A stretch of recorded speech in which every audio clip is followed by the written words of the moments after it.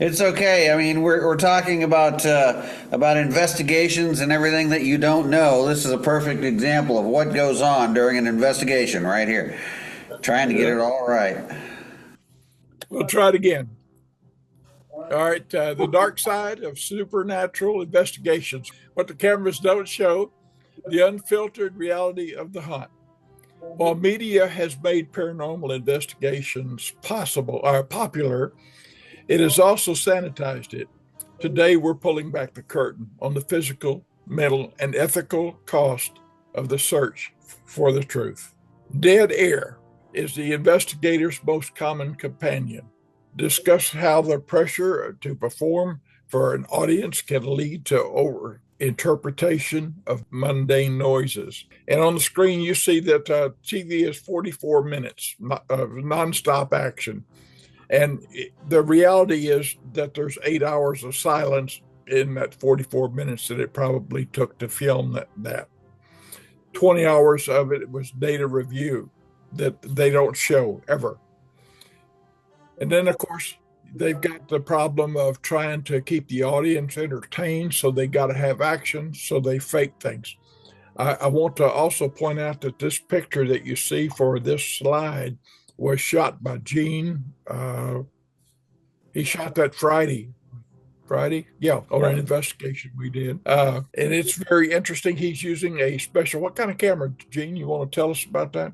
It was originally a Nikon D7000. It's about a 12-year-old, professional Nikon. But I had it modified for full spectrum, and I went and I got a very high quality 850 nanometer infrared lens to put on it. So it is quite literally just seeing infrared spectrum of 850 nanometers and above. And I was very lucky. I got some very clear photos on this one. So This is the unsexy part of the job. It is not just ghost, it's physical danger of the location. The personnel protective equipment is often more important than the spirit box. In this particular case, what are we looking at here, Gene? it was a mouse hole, and if you look on the floor, you can see where it's all out of there. All those little black dots are basically mouse droppings, rat droppings all over the place. So you have Okay. an environment that's not safe. It really isn't.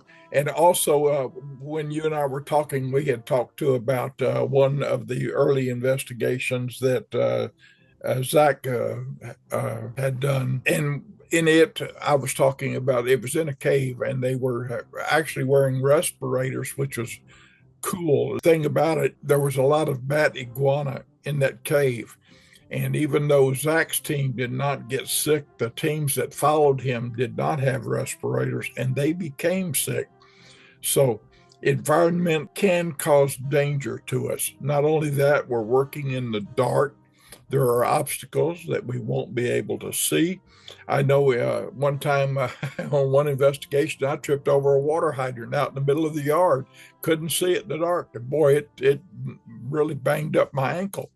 So there are things that we're going to have in the night that cause these problems. Also, you're carrying your equipment, however much that weighs, which is going to lug you down, and you're not going to be able to, maneuver like you think you will. You might misstep. In one case, even on a fire call, when I was on a fire call in the fire department, we were checking for smoke in an attic, and one of our firemen misstepped on the rafters up in the ceiling while he was in the attic, and he fell through the ceiling. And of course, the fire department had to pay for that damage. But there are other things that are involved. We have asbestos, lead, unstable flooring, all kinds of things. And of course, the biological risks that we see here, plus black mold, other things that we need to consider. So there's a lot more to consider about ghost hunting. Anybody have any questions or comments so far? No. Okay, this was another one of Gene's pictures from our investigation. Let's see if investigators can experience investigation hangover, paranormal exhaustion. Also, sometimes it's called paranormal coma, investigator hangover. This is not a medical concept, but rather a belief system. And actually, the paranormal coma was coined by my daughter, Donna Strobin, on April the 13th of 24. Spending hours in a state of high cortisol stress takes days to overcome or recover from. Discuss the importance of mental health and grounding after a hunt.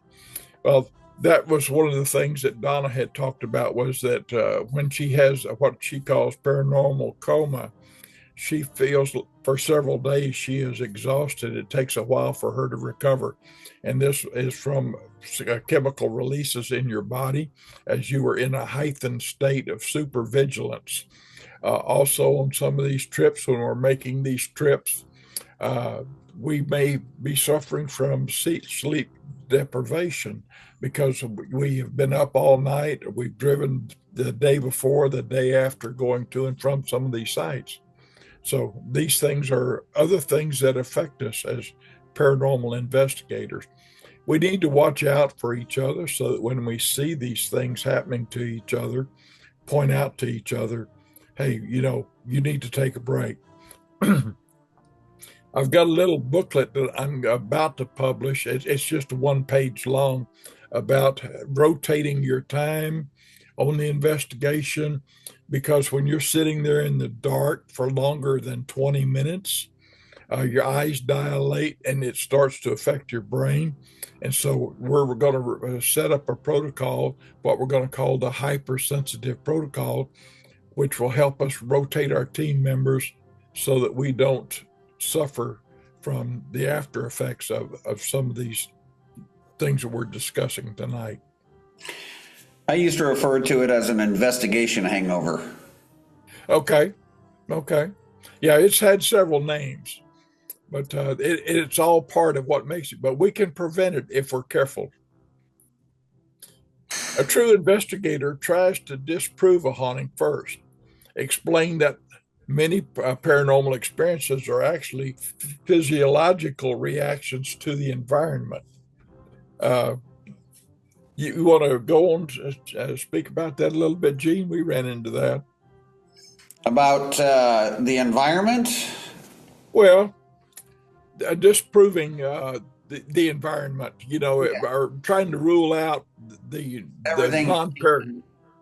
Well, in reference to just that last picture, one of the biggest complaints that client had was she heard noises a lot up on the roof and scratching, and once I found that hole, which looked very active, that was one of the first things I said needed to be done. We need to get an exterminator to check your attic and check your walls, because there's your reason for scratching and moving. If it sounds like a chair is being pulled up in the attic, you probably have raccoons up there pulling things around.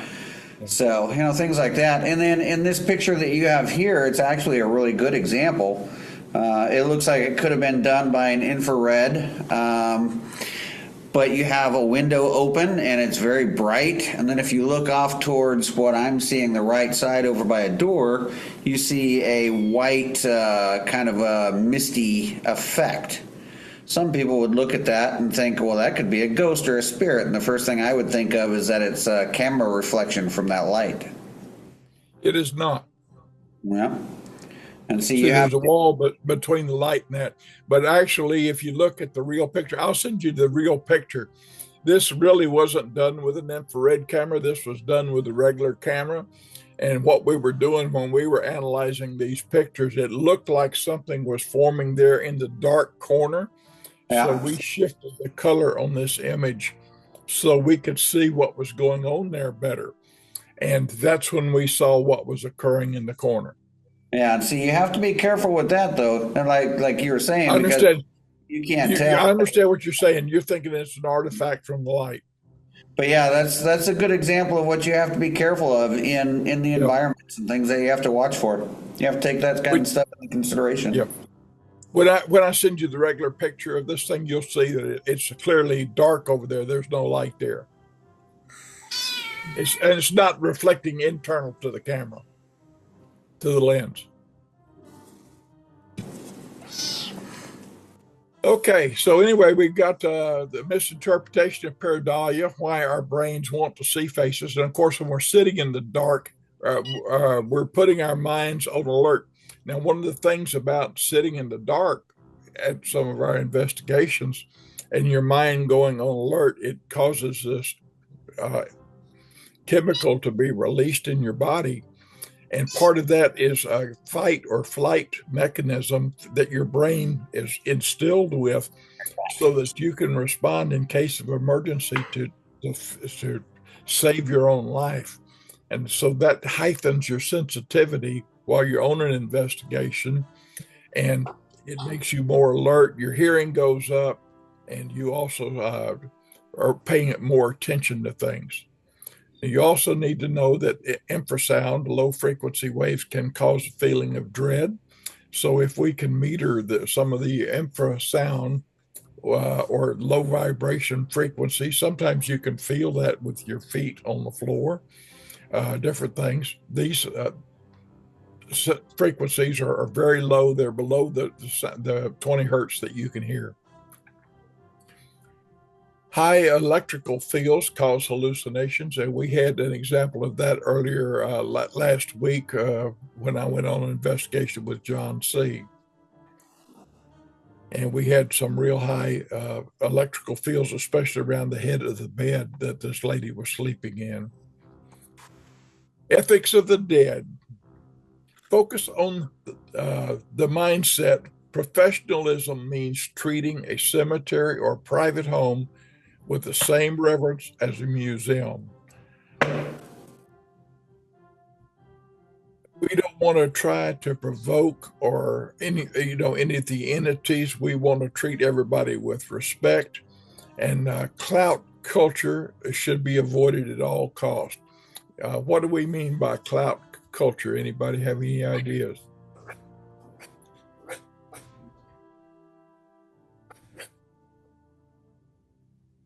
Nobody's going to venture a guess.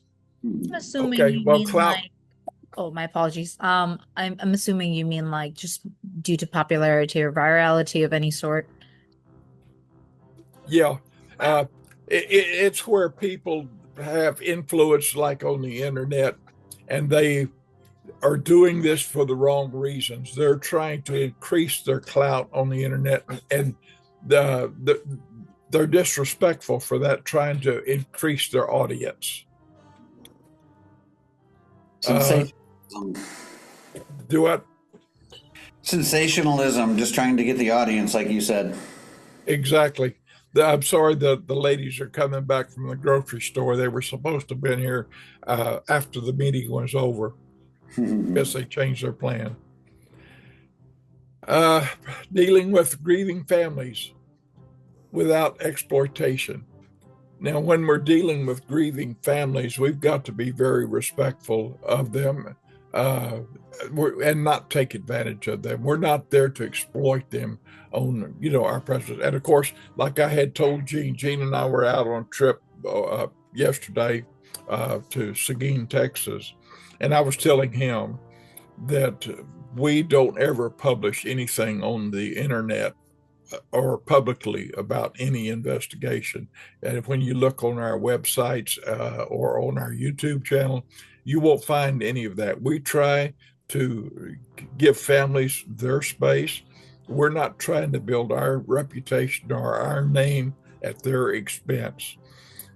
Our purpose is to try to educate people about the paranormal, about what goes on with it, and to make them better investigators, whether they're part of our team or not.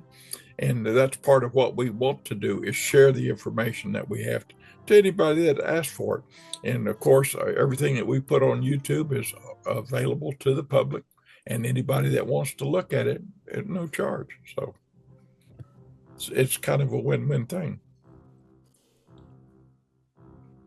Here's another. I've used Gene's picture again here. Okay. Conclusion: the true calling. Being an investigator isn't about being on TV. It's about the documented search for the unknown while maintaining one's own humanity. Again, we're talking about integrity over fame. preserving historical sites. That was another discussion I had with Gene, was us and working with some of the historic people. We had restored a cemetery and had we were partners on it, and of course cemeteries fall under the Texas Historic Commission, just like the Alamo and the San Jacinto Battleground. Some of the other state features are all part of the Texas Historic Commission. I have been volunteering with the State Historic Commission on a number of things, and actually we've preserved a couple of cemeteries with their help. In one case, I was telling Gene that we were noted on the historical marker that was put up on the cemetery after we got it in a state where the state would, put a historic marker on it. They didn't want to put on there that we were a paranormal team. They just said a group of volunteers from Houston. And at first we laughed about it, but over the years it started to become a sore subject. You talk to the Alamo and they don't want a paranormal investigation going on at the Alamo. There are ways to, circumvent that a little bit, without, being obvious about what you're doing there. Of course, ourselves, our minds are our biggest paranormal tool. So if we go in with our minds, we've got our best tool working already whenever we visit any site. The risk of hypersensitivity. When we talk about the dark side of this work, we have to talk about what happens to our biology. There is a technique many call the hypersensitivity protocol, where we sit in the dark, quiet our minds, and open our senses to the environment. However, there is a dangerous tripping point.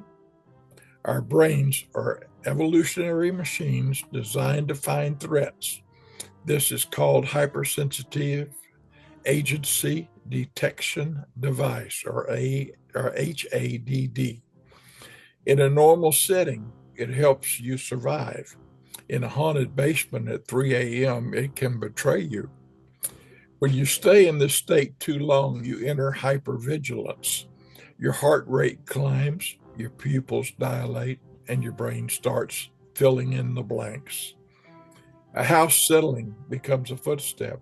A dust mote becomes an orb. The dark side here is that you lose your objectivity. You aren't investigating anymore. You're just reaching your own, reacting to your own adrenaline. As investigators, we have to recognize when a team member is crossed this line. We have to force breaks, rotate people out of the hot zones, and ensure that we are just documenting our own stress, and make sure that we're not documenting our own stress responses. Anybody have any questions? Oh, So far? absolutely. I have a question. Okay. I'm so curious because this is very detailed, far more detailed than I've ever been privy to. So thank you. I'm glad I joined. I'm curious that there's so many things that you have to look out to within your own psyche that you can be subject to.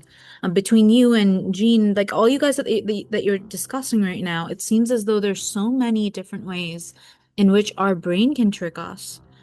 How do you with certainty ever know if there's actual paranormal phenomena happening beyond a certain point? I guess I'm excited to find out if you guys have stories where, beyond all of this aside, there have been dynamics which, like phenomena that you couldn't explain. Yes. To answer your question, there's all kinds of phenomena that we've experienced that we can't explain. Let me give you an example that I don't tell a lot of people some of my experiences. I was a rescue captain in the fire department, but this is one I have shared with people before. I was up on the roof of a burning building, and I was supposed to ventilate the roof so that the firefighters can enter below. And as I'm standing there on this roof with an axe getting ready to cut the floor, I feel the roof jerk. And I realized that the fire has deteriorated the structure to the point where it's about to collapse, and I need to get off that roof. I turn around and look where I came up, where my ladder was, and the ladder's gone. I don't have any place to go. I feel the roof buckle again a little bit and shake. And so I start looking for, some place to go, something to do. And then I feel the roof collapse. I hear it collapse. I hear crashing, and I've closed my eyes because I know I'm going to drop into the fire and I'm about to die. And I just had resolved myself that there was nothing I could do. And I keep hearing materials collapsing into the fire and noises and stuff. And finally, I opened my eyes very slowly, thinking, what in the hell is going on? And I'm standing on top of a chimney. I don't know where that chimney came from. For all I know, God built that chimney under me or before the roof collapsed, is all I know. I didn't feel a shift of any kind, and yet I had been standing on the roof. I was feeling the roof shake.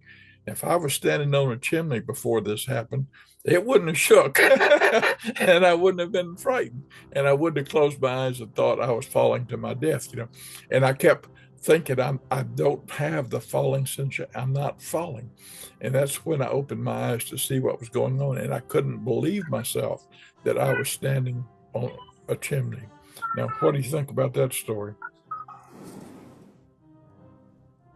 Pretty good story. I've heard things very similar to that happening before too. Yeah. Well, I have others, a lot of them, and I swear, that I have teleported myself. So, and actually through things, teleported through materials. But anyway, that's another story. And I have stories that I know people just would not believe. So I'm kind of reluctant to tell some of the stories, but that one is one that I feel free to talk about. Yeah, that sounds incredible. I mean, it's definitely miraculous and there's grace in it for you. So I'm glad that you're here and you're safe. But Well, even furthermore, I understand the reluctance to not want to share, especially when you're not able to, like, you can't give, sometimes with the nature of these things, you can't always provide concrete evidence. It's just so fascinating the way that sometimes our neurology and our psychology works. And that when all of our explanations fail, it's almost it leaves you in awe in so many ways in retrospect. So I'm curious. I'm very curious because I'm not a paranormal investigator, but I've had some very interesting experiences that I've not been able to quite explain. Um, and so it's certainly opened me up to consider what rationality can look like when presented with facts that don't necessarily fit into the landscape of what's common knowledge. When well, when do you want to share one of your stories? Yeah, so wowzers. Okay. One time I was laying in bed and my husband was in the living room and I was just going to, go to sleep for the night and I closed my eyes and I heard a voice in my head that said, "Hey, let's go see what your neighbor's doing." At the time we were in an apartment in New York and so my body, my consciousness, body, mind, soul, whatever you want to call it. Now, my eyes were closed and I was standing inside of a what I could describe, I guess, I went through the wall and all I could see were just dots and really fine little things. And no, I was not on any drugs. I had just drank some tea and went to bed for the night. Um, Okay. but what was fascinating about the experience was that I saw myself walking through their apartment, which I've never been in. Um, and saw a plant turned over on the window and I came back into my body and after a couple moments passed out because I'm not going to go up to my husband and be like, "Hey, by the way, guess what, I just went through a wall." Next morning our door rings, there's a knock at our door and my husband Sean, he opened up the door and guys, there was a police officer there and the first thing he said to my husband was, "Do you know where your neighbors are?" And I'm standing there making coffee, and it's like the first thing in the morning. And we were like, "No, we have no idea where they are." And he proceeds to say that last night, around the time when I was actually taking a nap, about to pass out, there was a robbery at their place. And somebody had broken into their place.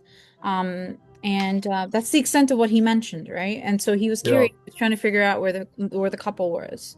Yeah. Um, a couple of days later, I obviously do not tell the police officer that hi, I went through the wall last night because that sounds Yeah. absolutely in incriminating, unfortunately, Yeah. in the day and age that we live in. But then quite literally a couple of days later, the couple and I we were discussing something, and he the husband passingly mentioned that they had gone to their closet, broken in with like a blunt object into Uh-huh. their jewelry box and taken their gold, and in the process of doing so, broken in through the window, which had knocked over a plant.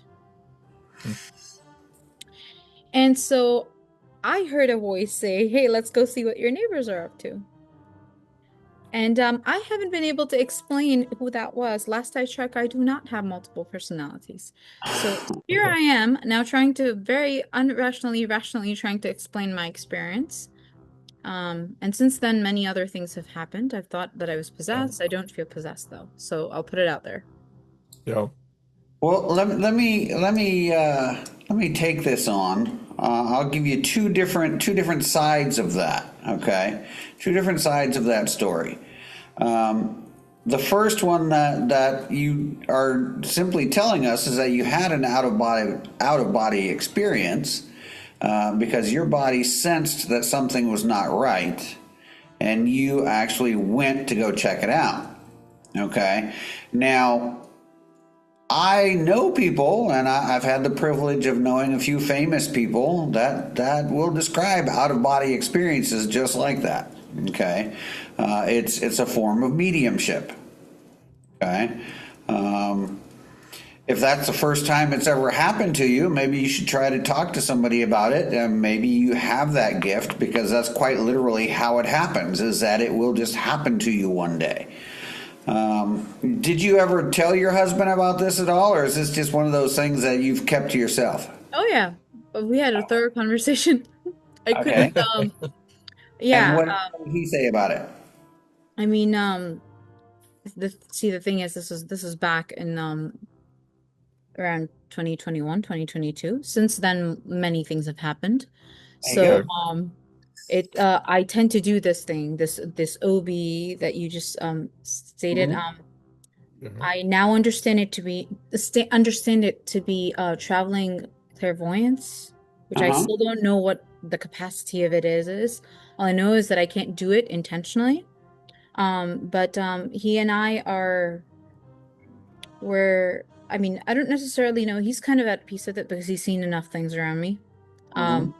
With me, I'm still going back and forth between who um is this a communication of my internal psyche that's some level of my own like internal mechanism where I'm informing myself that hey, as an other entity, and just speaking to myself in third person and saying, hey, let's go see what's happening there. Or is it someone speaking to me? Like, and I know that they speak of like angels and they speak of like, like spirits and stuff, but I'm unfortunately for my own good, I'm a little bit too rational for that. And so I'm trying to figure out and synthesize what has happened because it's not the first time I've done it. And sometimes it's placed me in really, really not traumatic, but really perplexing situations where I've gone to places where I've witnessed things which I have no proof have occurred because I don't know what the location is. But it's and I can't with certainty guide anyone to them either. So I end up just writing them down or just keeping a log of it. Anyways, this is not my apologies for taking over. I just I was intrigued because you stated in the seminar it had stated that what happens when the entities come home with you, or what Mhm. Yes. happens when the influence continues. And Yes. I've had to take multiple things into consideration, and so I'm here to Well, I figure don't. I don't think that you need to look externally. Okay, I don't think it's outside entities. I don't think it's good or bad spirits. I don't think it's anybody outside influencing you. And I'm It's willing you. to Yeah. bet. I'm willing to bet with the right training and with the right people. You say that you can't control it. I think you can. Okay, I really think you can, and I know people who could probably help you do that. But now I promised you, I said I was going to give you two sides of that coin. Okay, so the other side of that coin, look at it this way. You think you had an out of body experience, and then whenever they came back to you and they told you, well, this happened and this happened and this happened, and it matched up with what you thought you saw. Okay, now, have you ever been in your neighbor's home before? Never at all. Okay, I've so not. that's one way to eliminate that train of thought. But now you said it was in New York. How old is the building that you were in? It was about well, actually, to be honest, I don't know. It's probably like 50 or 60 years old. But All to the say that, to speak to logic, the layout of the apartments is rather familiar.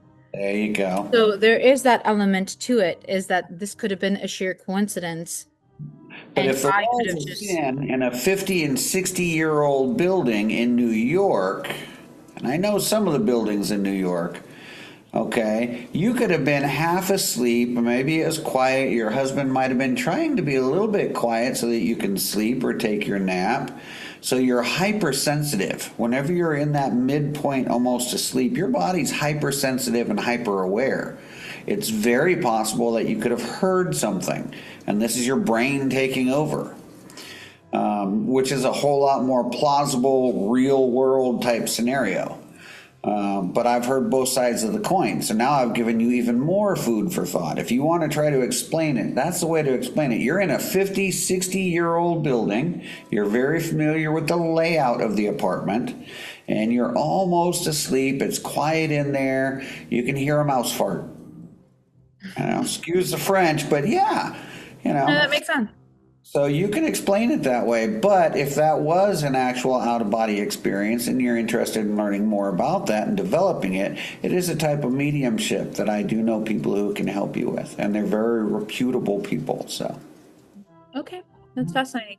I do agree with the other take as well. And that's where I'm kind of just like the rational in me, or not necessarily the rational, but like the individual that's like, analytical is like there could be so many other things. So one of the things that I've resulted in understanding is, okay, so I probably picked up that something was happening because again, the police officer mentioned that the individual was bluntly trying to break open a jewelry box. yep. It would have made some noise.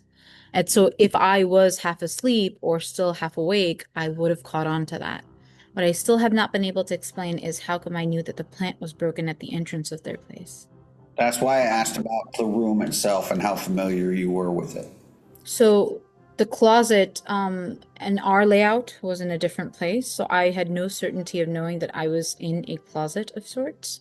I think the phenomena that occurred with my brain was more fascinating because something spoke and said, hey, let's go see what's happening in your neighbor's apartment.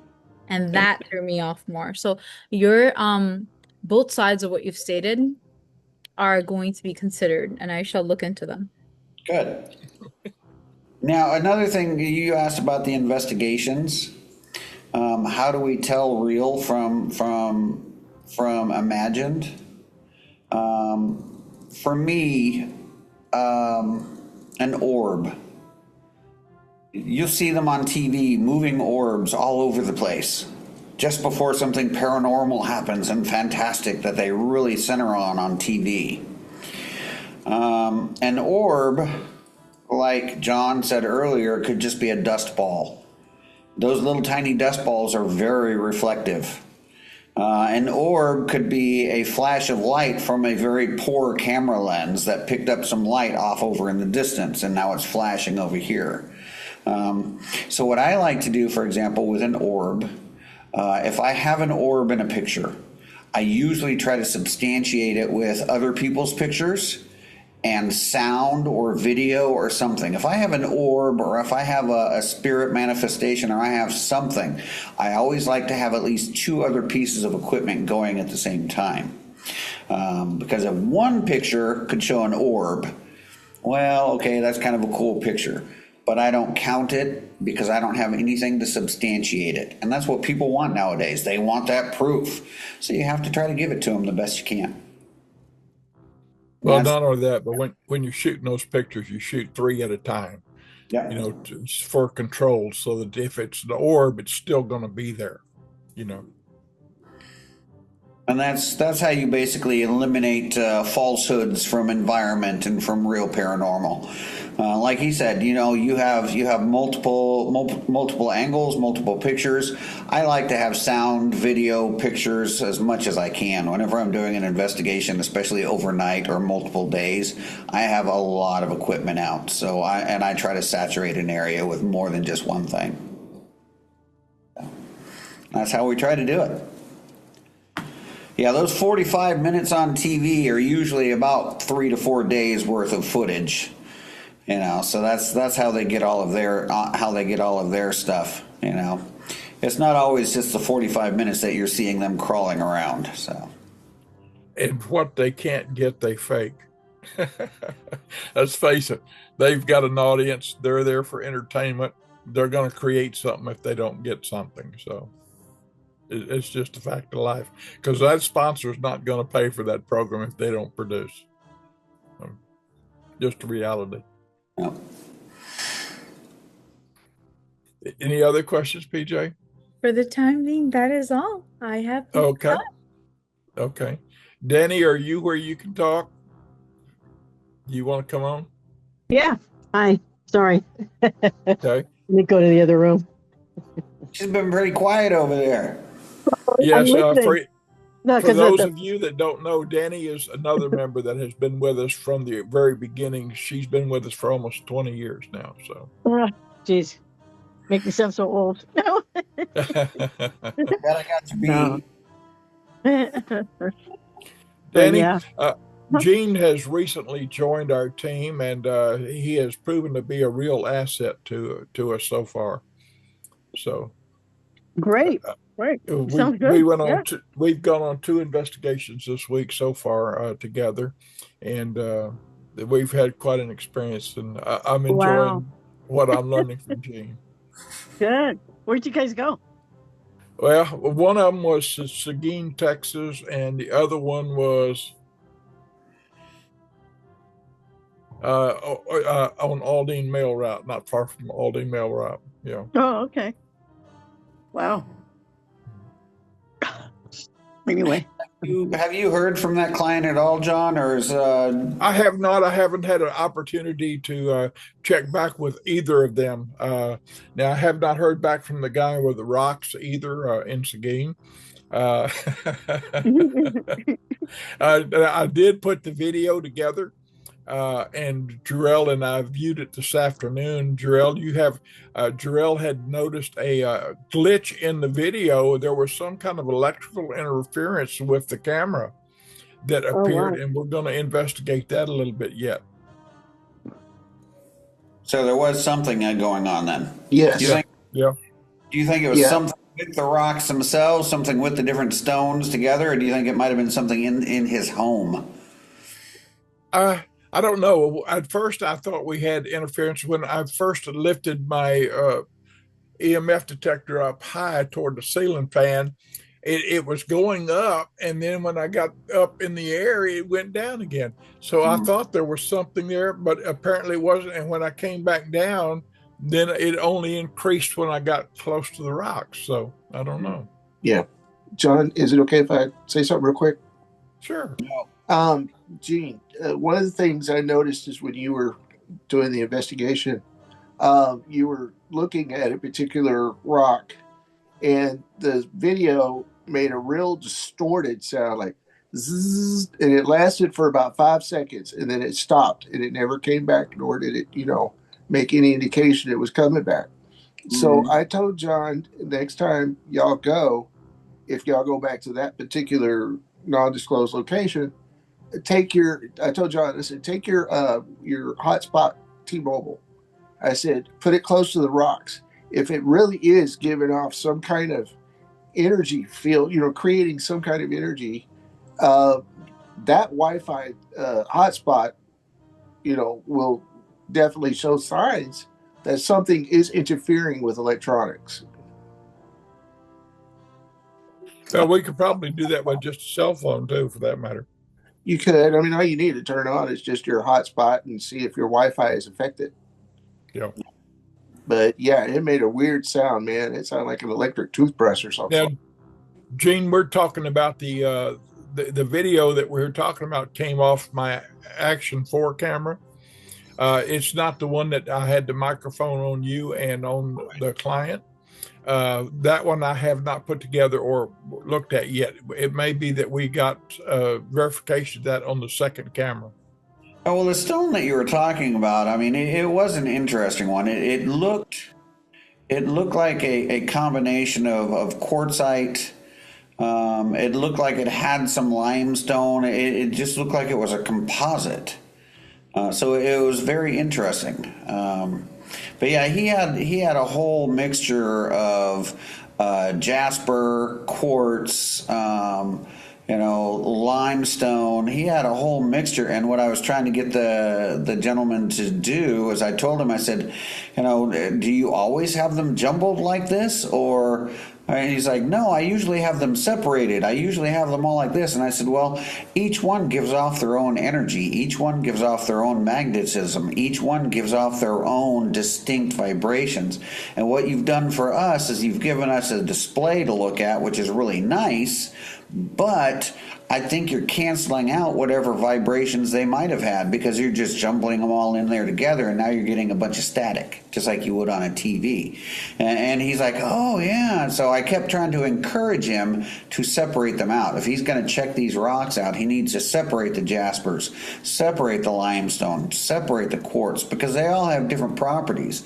They all do different things. And I was trying to encourage him to keep them all separate. I appreciated the show he was trying to give us, but I said, no, keep them separate next time. So, yeah. And he's got a lady that's going to be coming from the university there in 3 weeks. So if we haven't heard from him, I'll check with him this week. But I do want to check back in 3 weeks after this other lady has come, see what if he can enlighten us any more about some of that activity. So we'll keep tracking it. I'd really like him to investigate the history behind where he got those rocks, though. I think that would really help him out a lot.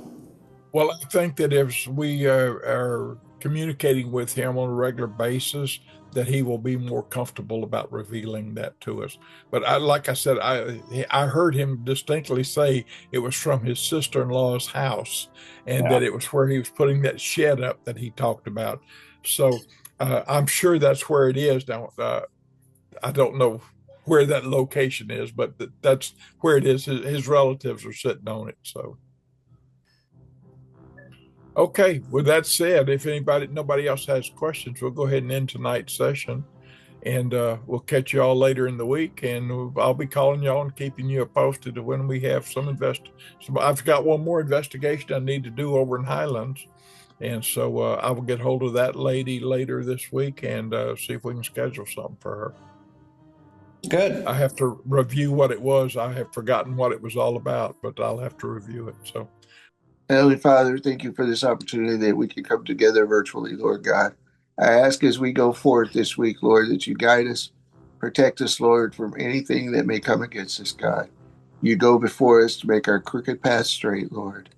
And God, as always, let us be able to tell people that it is well with our soul, God. I ask and pray these things.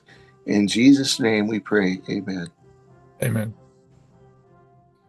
If you enjoyed our podcast, please subscribe to our channel. It'll help us fund future videos and also some of our projects that we have ongoing. Thank you very much. Good night, everyone. Thanks. Good night. Uh-huh.